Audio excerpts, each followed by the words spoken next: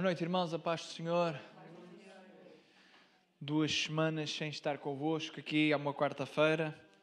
Confesso que já tinha saudades de estar aqui convosco. Vocês agora tinham uma oportunidade para dizer: pastor, também tínhamos tantas saudades suas.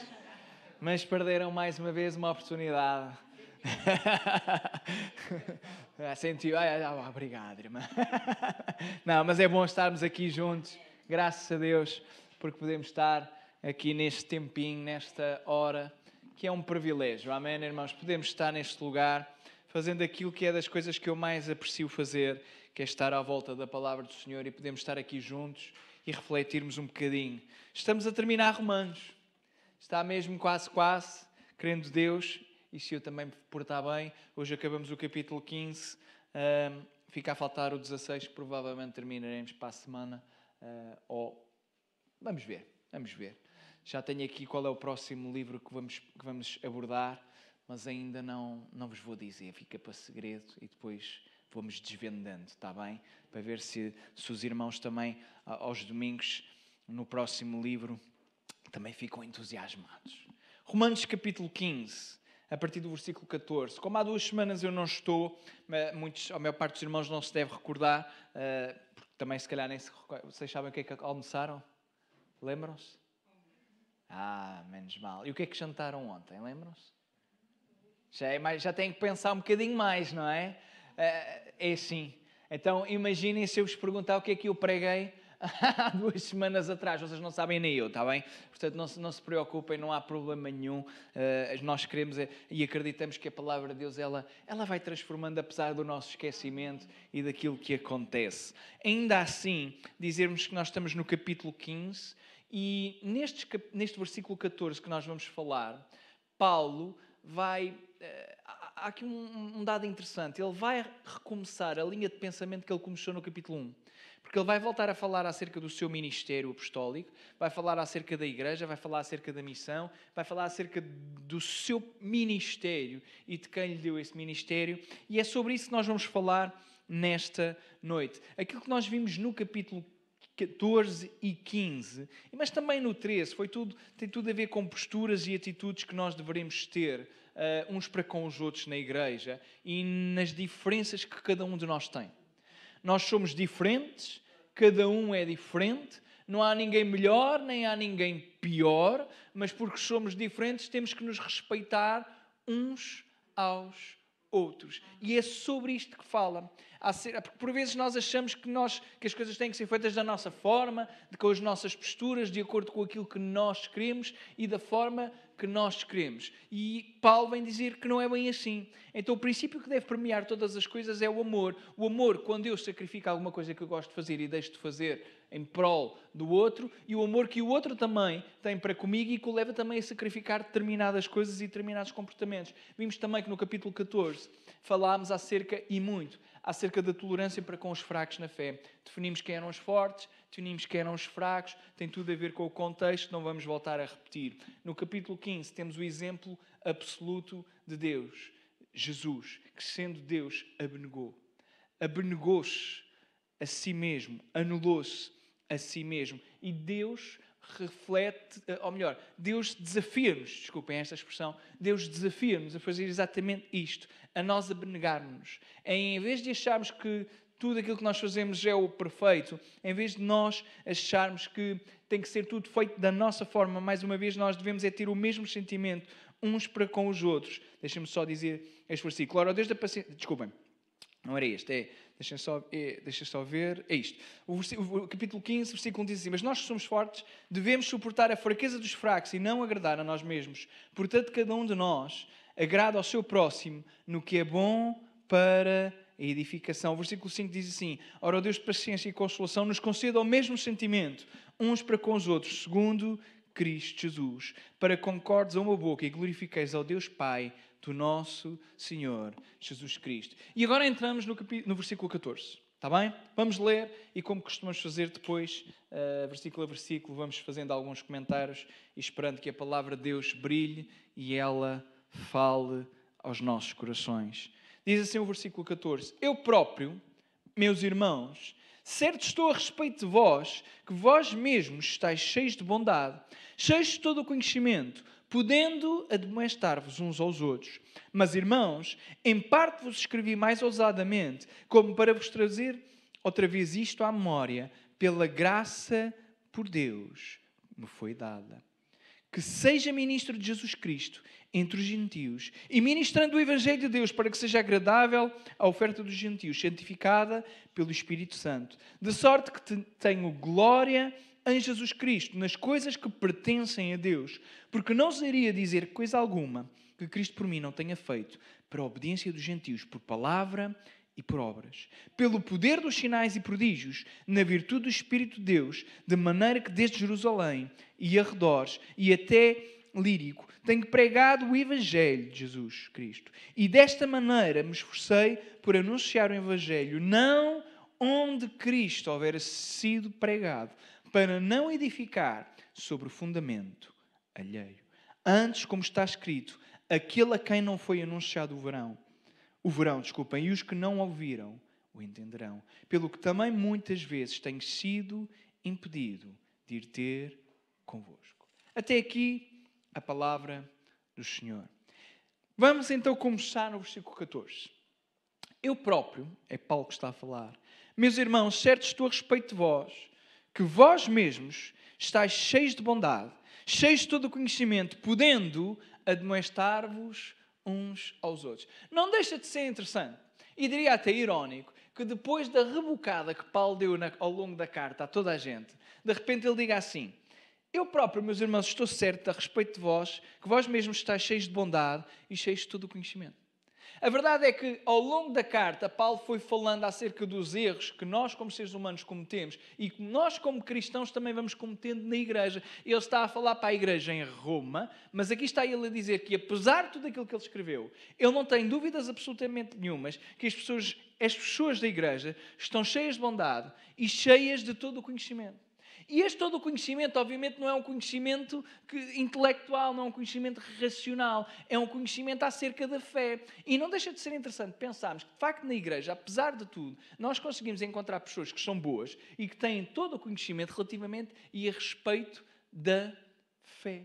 E nas questões da fé, aí sim, importa que nós tenhamos conhecimento. E para as questões da fé, nós não precisamos ter licenciaturas, mestrados ou doutoramentos. Nem sequer tem a ver com escolaridade. Tem a ver simplesmente com o relacionamento com Deus e a sua palavra. Então Paulo, porque está a escrever uma igreja, e obviamente era uma igreja que tinha defeitos, como todas as igrejas têm defeitos. Paulo escreve como apóstolo, Paulo escreve para combater os defeitos, para levar a igreja à perfeição. Mas ele agora tem uma conclusão interessante. Ele diz: apesar de tudo aquilo que eu disse, eu creio que em vós existe bondade e conhecimento acerca da fé. Claro, é aquele tipo de discurso. E isto é interessante porque a Bíblia é mesmo também humana. É humana e divina ao mesmo tempo. Claro que nós conseguimos perceber, até pelo argumento que vem a seguir, que tem muito a ver com aquilo que nós fazemos. Mas já lá vamos. É mais fácil explicar-vos isto primeiro. Então, quem tem conhecimento e bondade, e isto é importante, é preciso ter as duas facetas. Conhecimento e bondade é capaz de admoestar o outro. E admoestar o outro não é julgar. Admoestar o outro não é criticar. Admoestar o outro é aconselhar de acordo com o padrão bíblico, de acordo com aquilo que é a verdade bíblica. Vejam o que é que Paulo está a dizer num versículo tão simples, ou aparentemente tão simples. Ele diz: olha, eu sei que a igreja, ou que na igreja já há cheia de bondade, ou existem pessoas com bondade e pessoas com conhecimento. Essas pessoas podem admoestar-se umas às outras. Não é um grupo admoesta à outra. É a pessoa admoesta, mas também é admoestada. A pessoa aconselha, a pessoa corrige, mas ela também é corrigida. Porque está-se a partir do pressuposto que não é apenas um que tem bondade e conhecimento acerca da fé, mas é toda a igreja que está premiada pelo conhecimento e pela bondade.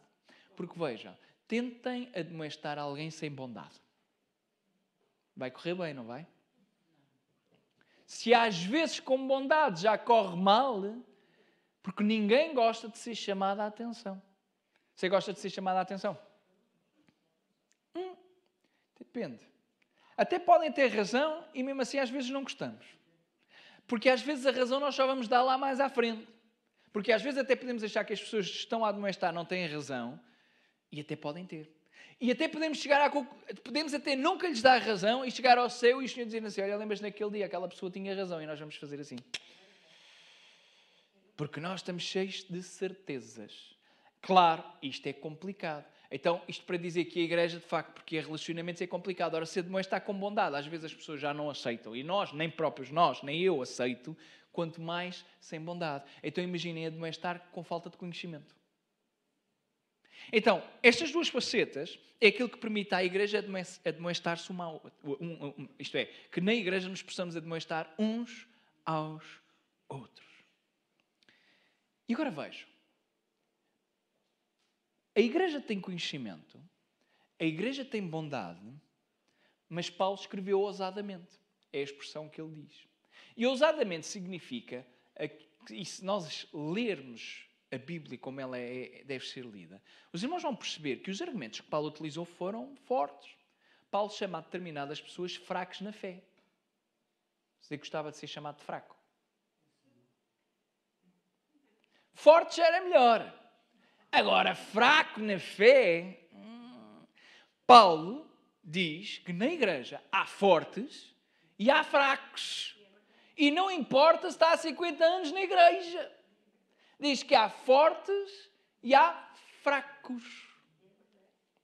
E agora ele diz, mas irmãos, em parte vos escrevi mais ousadamente. Bem, isto não foi só a ousadia de Paulo. Houve quase aqui, é um bocadinho mais do que ousadia, mas ele utiliza a expressão ousadia. Ele está a dizer assim, olha, apesar de eu saber que em vós existe bondade e conhecimento, para admoestar-vos uns aos outros, eu em parte vos escrevi mais ousadamente, apenas para vos relembrar. Então é aquela ideia de quando nós estamos numa discussão um bocadinho mais quente, e as nossas emoções vão começando a subir, e nós começamos a falar, e no final tentamos compor o ramalhete. E não é errado, porque Paulo não está a ser desonesto. Ele não está simplesmente a compor o ramalhete, mas é uma espécie de compor o ramalhete, porque ele disse aquilo que queria, inspirado pelo Espírito Santo, atenção, e a seguir diz, olha, eu sei que apesar de tudo, meus irmãos, vejam, ele até mudou o tom. O tom começa, eu próprio, meus irmãos, ele voltou à expressão meus irmãos, voltou ao carinho. Portanto, ele arrumou a ideia toda ali da palmada que é preciso dar, e agora está no carinho, porque os pais dão palmadas e a seguir também dão carinhos. Os pais castigam, agora já nem se pode dizer isto está na net, a gente não me dá palmadas, a gente só dá beijinhos. É o que se faz.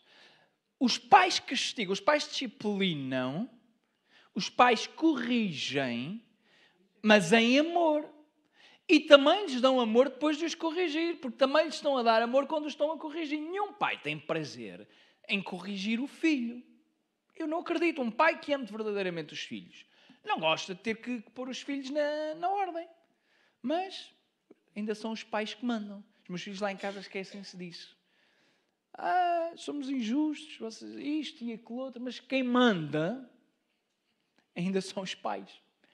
Querem os filhos gostem das nossas decisões, quer os filhos não gostem das nossas decisões. E Paulo, ao falar com esta igreja, ele está a falar como apóstolo, não como apóstolo fundador da igreja, mas a determinada altura ele assume um papel quase como pai. E o que ele está a dizer é, aquilo que eu vos escrevi mais ousadamente, não é porque eu não saiba que vocês não tenham bondade e não tenham conhecimento, não é porque eu acho que vocês são todos errados, não é porque eu acho que vocês só façam mal. Mas à medida que nós vamos falando, as coisas vão acontecendo. E no final ele diz, olha, eu sei que apesar de tudo isto que vocês têm, eu vos falei desta forma para que vocês não se esqueçam de quem são em Cristo Jesus. Olha, até ficava bem essa música. Fala acerca de mudança. Não é a mudança daqui, mas está ótimo. Então vejam. Mas, meus irmãos, em parte vos escrevi mais ousadamente, como para vos trazer outra vez isto à memória, pela graça que por Deus me foi dada. E Paulo sabe bem quem é que lhe dá a graça. E veja o que é que significa a graça neste sentido, deste texto. Que eu seja ministro de Jesus Cristo entre os gentios, ministrando o Evangelho de Deus, para que seja agradável a oferta dos gentios, santificada pelo Espírito Santo. É tão interessante este versículo. O português nós conseguimos entender, está aqui a mensagem, mas no grego, aquilo que aparece aqui é uma linguagem de culto.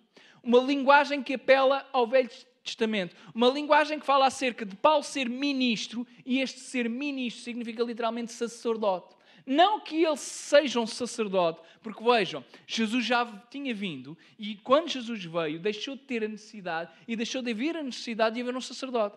Porque qual era a função do sacerdote? A função do sacerdote era sacrificar, ou pelo menos uma das grandes funções. Era a questão do sacrifício, a ideia que apontava para a necessidade de um Salvador. Ora, com Jesus vem o Cordeiro e a função de sacerdote cessa, mas ainda assim, Paulo, neste versículo, vai falar acerca da ideia de ele ser um sacerdote, mas não é um sacerdote qualquer, é um sacerdote dos gentios. Então vejam o que é que ele está a dizer. Olha, eu sei que pela graça Deus me deu um ministério. Como é que ele começou no versículo 1? Paulo, servo de Jesus Cristo, chamado para apóstolo. E aqui está a ligação entre o capítulo 1 e o capítulo 15. Paulo, novamente, fala acerca do seu ministério. É muito importante que cada um de nós entenda que é chamado não pelas nossas qualidades, mas porque Deus assim o quis. E isto é muito importante. Porque isto tira de nós toda a arrogância. Deus não chama por causa das minhas capacidades. Deus não chama por causa de ter boa ou má oratória. Deus não chama porque se cantamos bem ou tocamos bem. Não é isso que Deus faz. Deus chama pela sua infinita misericórdia e graça porque Ele não precisa de nenhum de nós. Mas ainda assim, Ele deseja que nós o sirvamos. E aqui está Paulo a dizer que Ele é um ministro. De quem? De Jesus Cristo. Mas ele sabe qual é a sua função e para que público-alvo eles têm que ministrar. E isto é interessante. É interessante porque Paulo tem a certeza absoluta do seu ministério, mas também do público-alvo do seu ministério. Uma das grandes falhas que por vezes nós temos é que nós achamos que somos bons com todo o tipo de pessoas e não somos.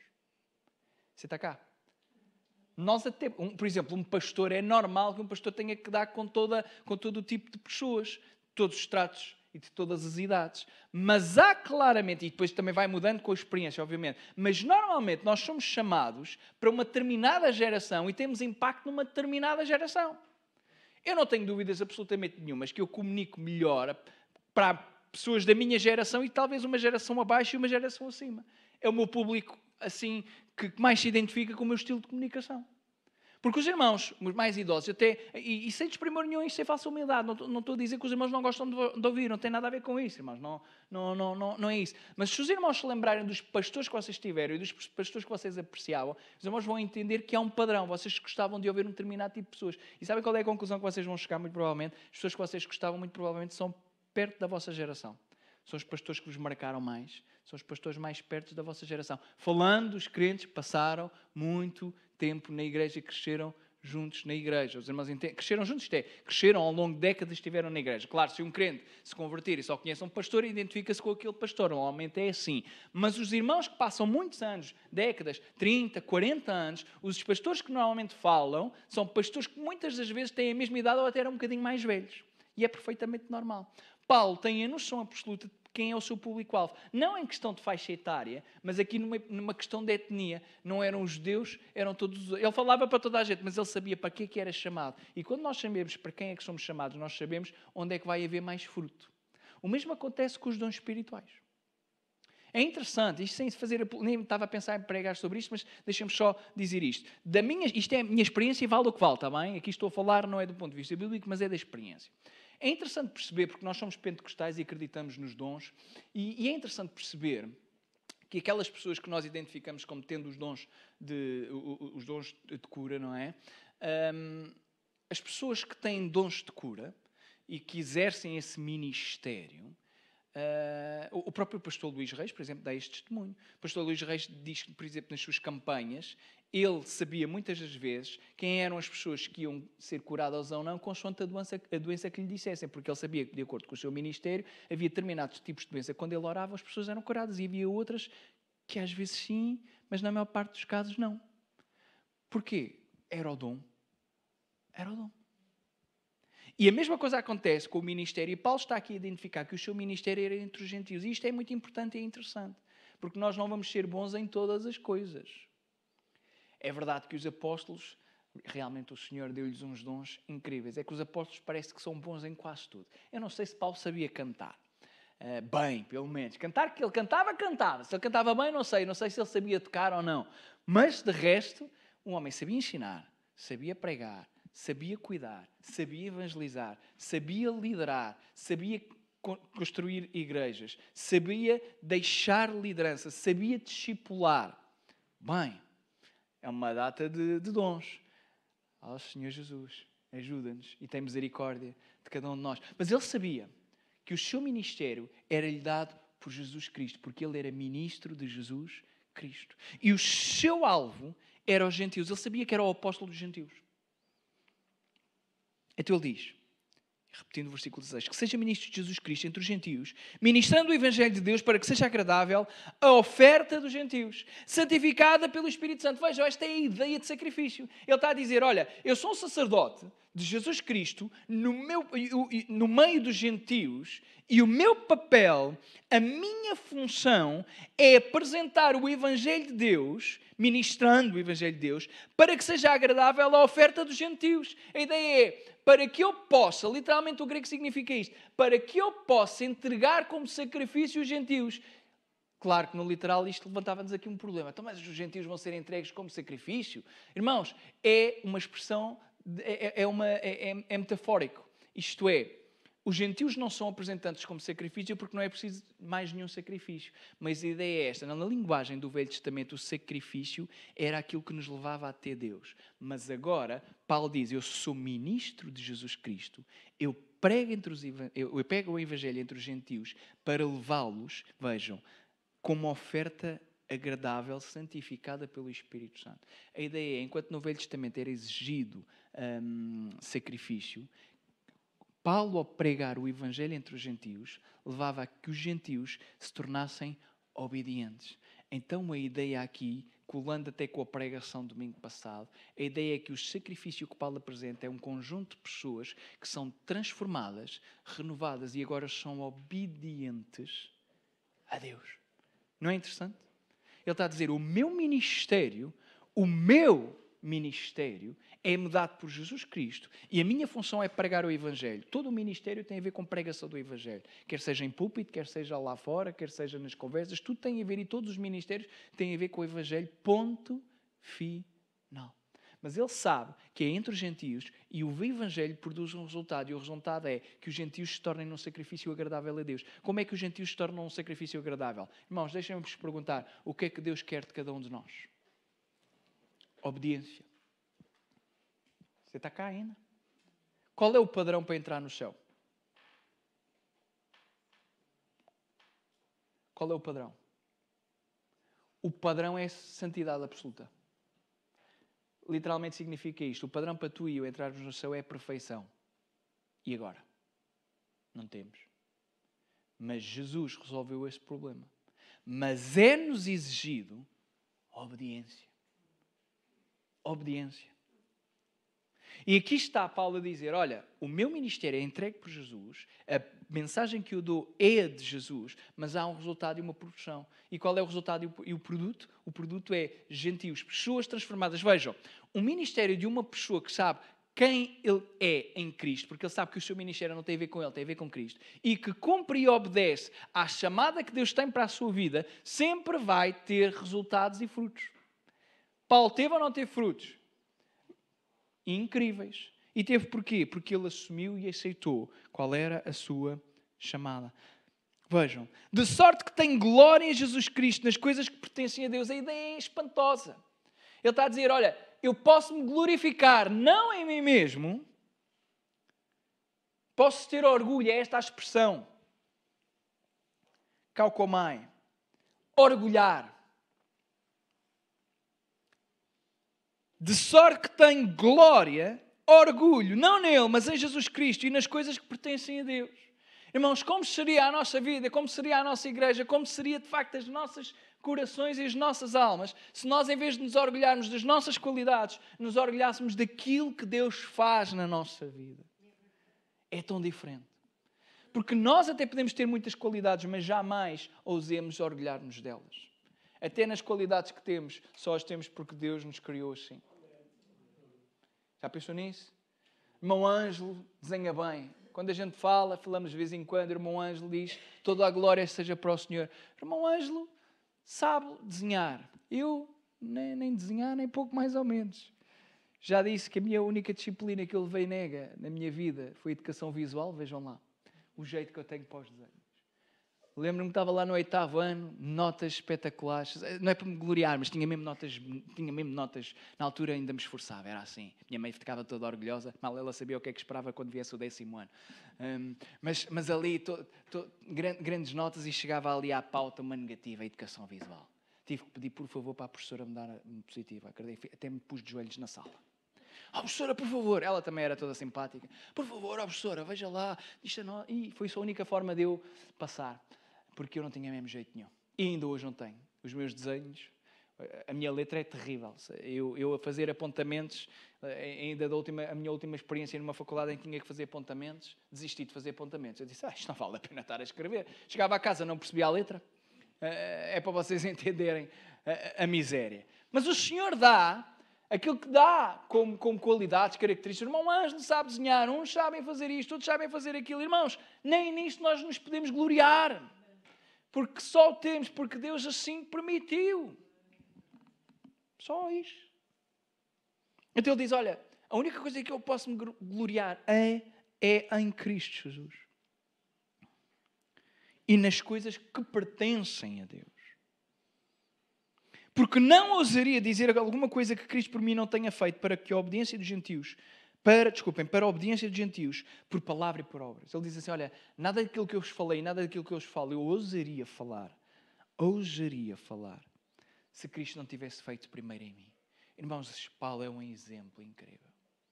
O homem está a dizer que tudo aquilo que ele escreveu, tudo aquilo que ele está a falar, tudo aquilo que ele está a ensinar, ele só escreve e ensina porque Deus primeiro trabalhou na sua vida. Às vezes queremos exigir uma medida dos outros que nós não conseguimos sequer cumprir. Este era o problema dos fariseus. Paulo não era fariseu. Poderia ser, porque ele era fariseu dos fariseus, os irmãos entendem. Mas ele não falava daquilo que não vivia, não falava daquilo que não fazia. E nós às vezes é isto que fazemos. Escolhemos as áreas em que somos muito fortes para criticar os outros. Mas quando chega às nossas fraquezas temos sempre desculpas para dizer porque é que fazemos. Mas para falar dos outros, as pedras que nós lançamos. A quantidade de crítica e julgamento. E Paulo está a dizer, olha, eu não ouço falar de coisa alguma que Cristo por mim não tenha feito em primeiro lugar. Para a obediência dos gentios, por palavra e por obras. Ele diz assim, olha, e para que isto não seja apenas por palavras, deixemos dizer que isto está provado por palavras, mas também por atos e por ações. Quantos de nós podemos dizer que provamos aquilo que Cristo faz em nós, não apenas por palavras, mas por palavras e atos? É uma medida de prova mais difícil, que o Senhor Jesus nos ajuda, amém, irmãos? E estes atos e palavras não são atos e palavras quaisquer, ou palavras e atos quaisquer. Diz que são atos e palavras pelo poder dos sinais e prodígios na virtude do Espírito de Deus. Ele diz, olha, até os sinais e milagres ocorreram. Sinais e milagres provam aquilo que Paulo está a falar.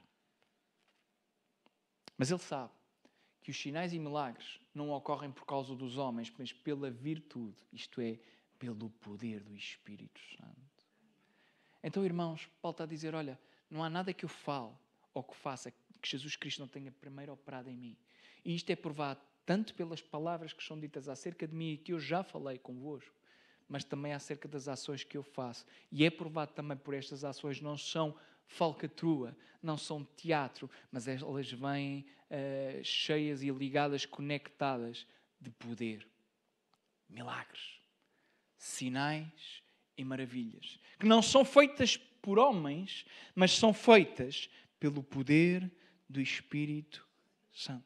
Só já viram que isto é humildade absoluta? Porque nós poderíamos pensar. Poderíamos chegar. Ou poderíamos até fazer alguma coisa parecida. Imaginem que Deus nos dava o privilégio de fazer alguma coisa parecida. Mas já entenderam o quão perigoso é nós termos acesso a estes milagres e a estas ações? E eu digo perigoso porquê? Porque o nosso coração pode ficar inclinado a orgulhar-se e a achar que aquilo que está a acontecer através do ministério, dos nossos dons, tem a ver connosco e nunca teve a ver connosco. Já está cá. A igreja nunca teve a ver comigo nem consigo.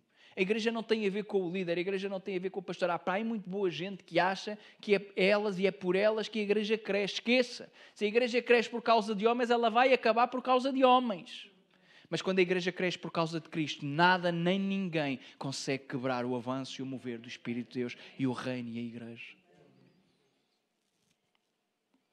Pelo poder dos sinais e prodígios na virtude do Espírito de Deus, de maneira que desde Jerusalém e arredores até Lírico, tenho pregado o Evangelho de Jesus Cristo. É interessante, isto fala acerca de uma questão geográfica, faz um círculo, mas ele está a dizer basicamente está completada a sua missão, está completada a sua tarefa. Deus entregou-lhe uma missão, Deus entregou-lhe um ministério, ele diz está cumprido. Aquilo que o Senhor me tem pedido, eu tenho cumprido. Quantos é que podemos dizer que estamos a cumprir integralmente aquilo que Deus requer e exige de cada um de nós? Deus entrega a cada um de nós uma medida de dons, Deus entrega a cada um de nós um ministério, Deus entrega a cada um de nós uma função, e Paulo pode dizer, eu tenho cumprido desde o início de Jerusalém até Lírico. Tenho cumprido. Ele está no final da carta. Está a falar a uma igreja que ele não edificou, que ele ainda não visitou, mas ele está a dizer, sei quem sou em Cristo Jesus. E dessa maneira me esforcei por anunciar o Evangelho não onde Cristo houvera sido nomeado, para não edificar sobre fundamento alheio. Vejam só, irmãos, não dá para tirar, quer dizer, eu não queria tirar daqui uma teologia, há aqui uma mensagem, não sei se... Há aqui uma mensagem clara.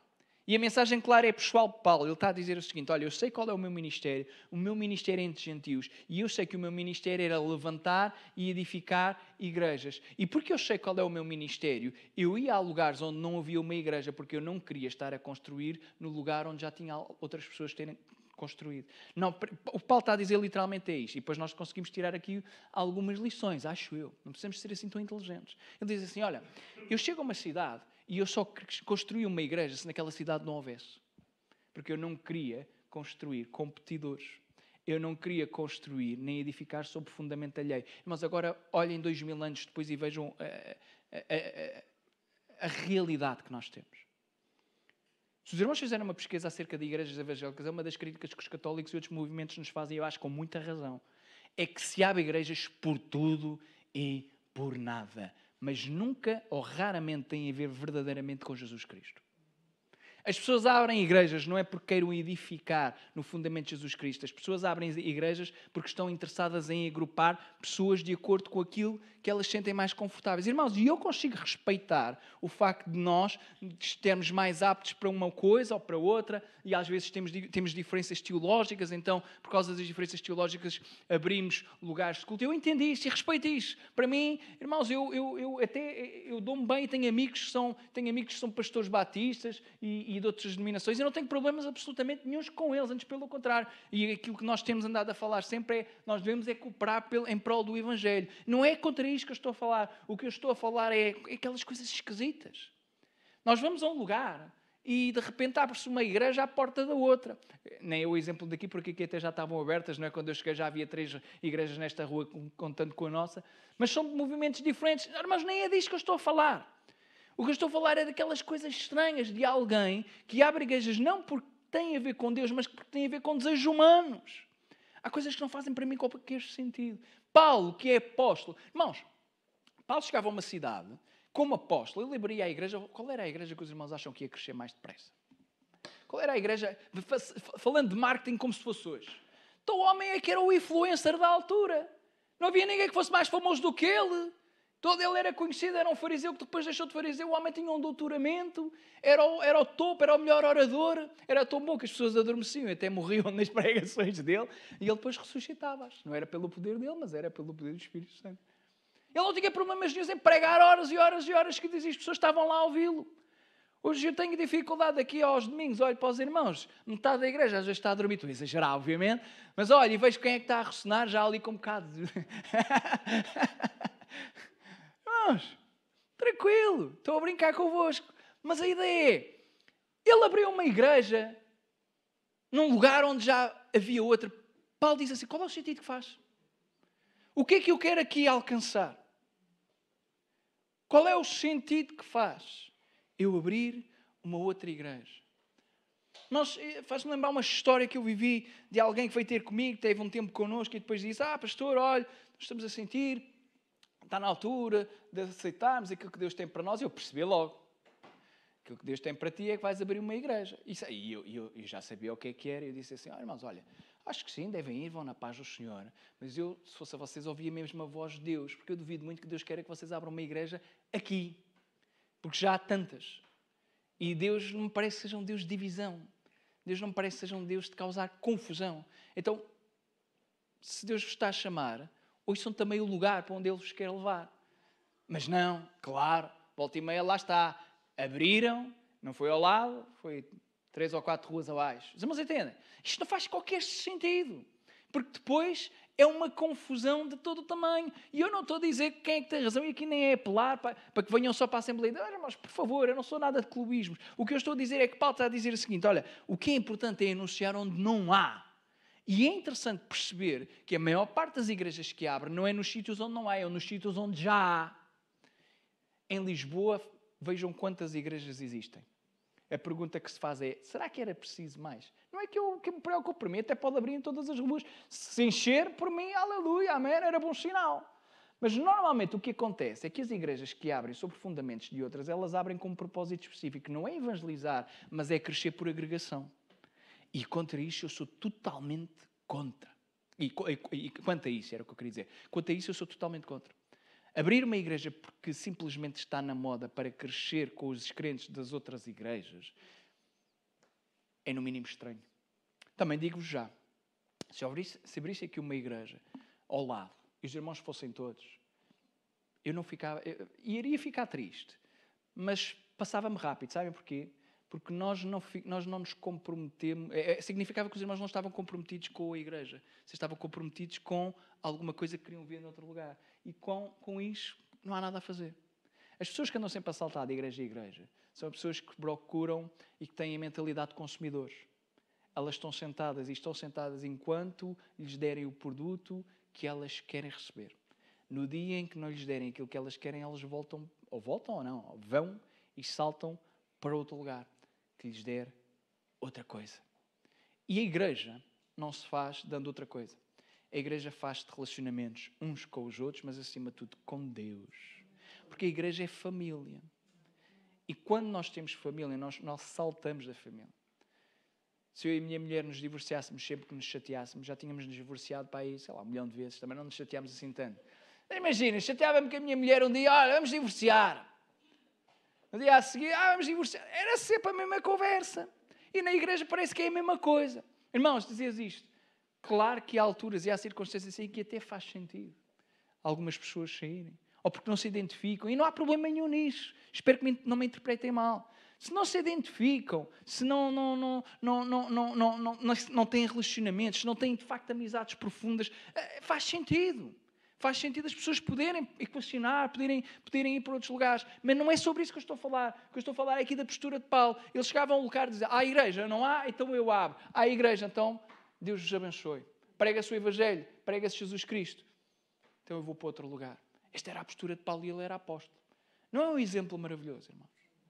Eu acho que é um exemplo tremendo, porque Paulo não está interessado em abrir igrejas para ter ganhos pessoais. E este é um bom teste. Igrejas não se abrem para ter ganho pessoal. Não tenho sítio nenhum, agora vou abrir uma igreja, porque senão depois também não pregam mais de lado nenhum, então vou abrir. Vejo isso tanto acontecer, irmãos. Tenho visto isso tanto ao longo da minha vida. Há pessoas que abrem igrejas porque não lhes deram oportunidade na igreja local. Não me deram oportunidades. Já vi isto, pessoas, eu não estou a inventar, eu já ouvi. Pessoas que disseram que saíam porque não lhes dava a oportunidade. Boa. Vai nessa tua força. Durou muito? Claro que não.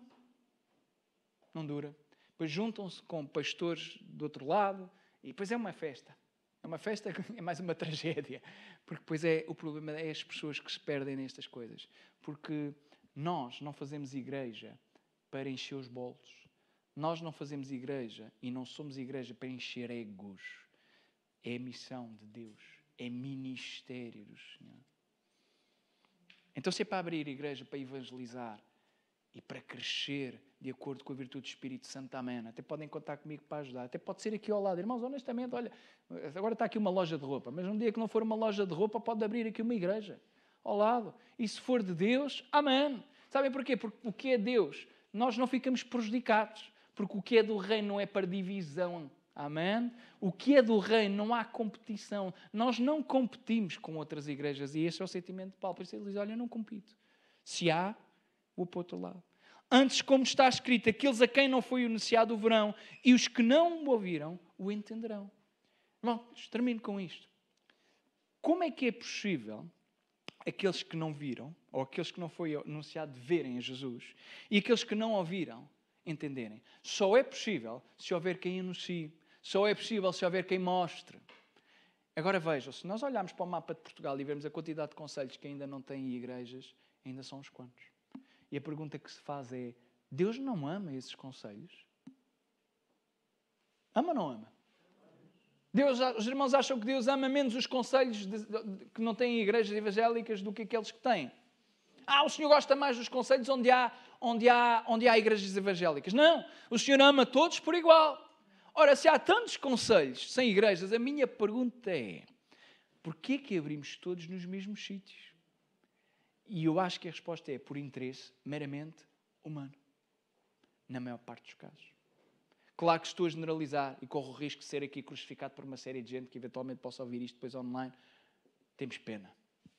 Tenho medo de nenhum de vocês. É a minha opinião. E é a vida. É a vida. É a vida.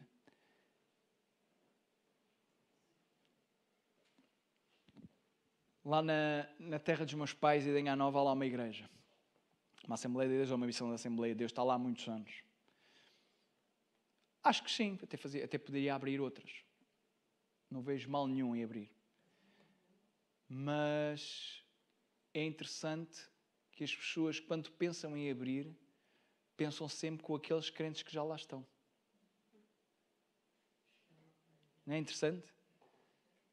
É que se fosse abrir, olha, e agora tirando de Idenha, mas uma terra qualquer onde haja poucas igrejas, olha, isto não está a funcionar, estas igrejas não têm uma visão de alcançar, vamos abrir uma igreja que evangelize, vamos abrir uma igreja que seja relevante. Irmãos, e isso faz todo sentido. O problema é que normalmente aquilo que eu vejo é as pessoas abrem quando pensam assim, olha, aquele lugar há X crentes. Se a gente abrir a igreja assim, eles vêm para a nossa. E eu acho que isso não é Deus. Não acho nada, tenho a certeza absoluta que não é Deus. Tenho a certeza absoluta que não é Deus. Que o Senhor nos ajude a ouvirmos a palavra de Deus. E quem tem ouvidos ouça, quem gosta, gosta, quem não gosta, põe de lado, como se costuma dizer. Como a minha filha faz a escolher aquilo que gosta de comer e aquilo que não gosta. Não gosta de feijão, não gosta de cogumelos. Joana, a Matilde, a verdade, não gosta de nada, estou a perceber. É a minha filha.